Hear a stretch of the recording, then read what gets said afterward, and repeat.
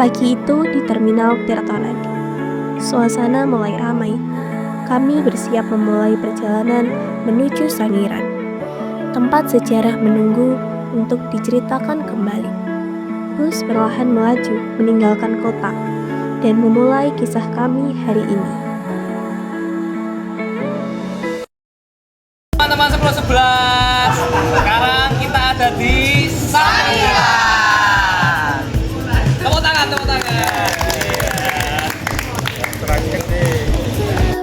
Halo teman-teman, di sini kami dari kelompok 1 udah siap buat memulai tur kita di Sangiran. Ikutin keseruannya ya. Dadah.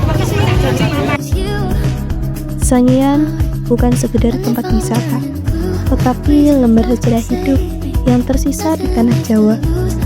Terletak di antara Kabupaten Sragen dan Karanganyar, Sangiran menjadi salah satu situs arkeologi paling penting di dunia. Pada tahun 1996, UNESCO menetapkannya sebagai warisan dunia karena nilai ilmiah dan sejarahnya yang luar biasa.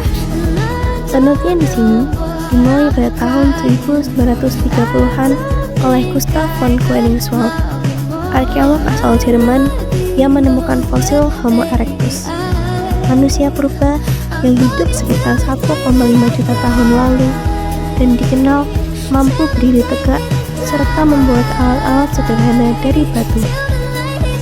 Temuan ini membuka mata dunia bahwa nenek moyang manusia pernah hidup dan berkembang di tanah Indonesia. Di Museum Sangiran, setiap ruangan membawa kita menelusuri masa lalu, dari fosil manusia purba, alat batu, hingga diorama kehidupan yang menggambarkan bagaimana manusia beradaptasi dengan alam sekitarnya. Selain Homo erectus, ditemukan pula jejak Homo sapiens, manusia modern yang mulai berpikir lebih maju mengenai seni dan membangun kebudayaan. Semua koleksi di sini bukan sekedar benda tua, melainkan kisah panjang tentang evolusi manusia dan perjuangannya bertahan hidup. Sangiran mengajarkan kita untuk memahami asal-usul, menghargai waktu, dan menyadari bahwa setiap langkah kecil adalah bagian dari perjalanan besar umat manusia. Dari masa lalu, kita belajar untuk melangkah lebih bijak ke masa depan. Sangiran, warisan masa lalu untuk manusia masa kini.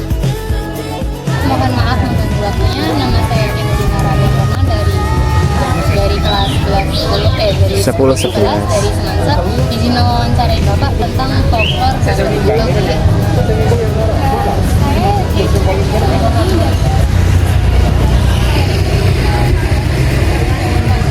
Nanti sekalian aja ya. Langsung. Berarti Bapak ini mau cerita dulu. Jadi mengenai Balung Buto ya.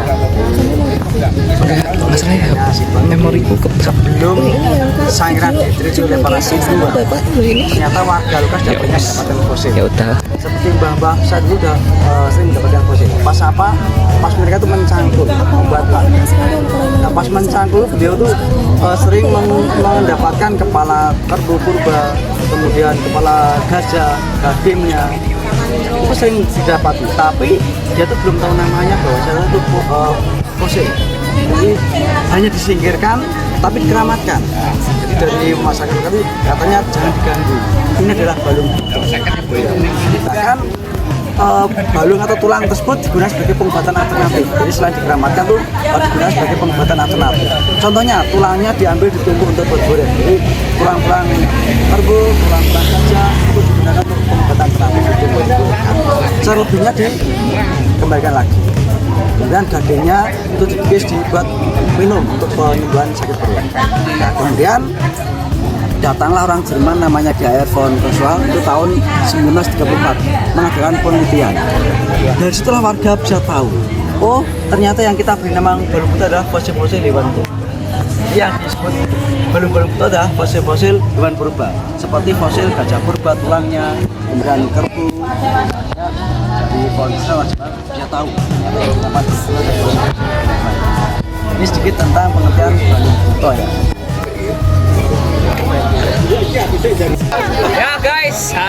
kunjungan ke Sangiran dari kelompok kami sudah selesai guys. Ya terima kasih sudah menonton. Terima kasih.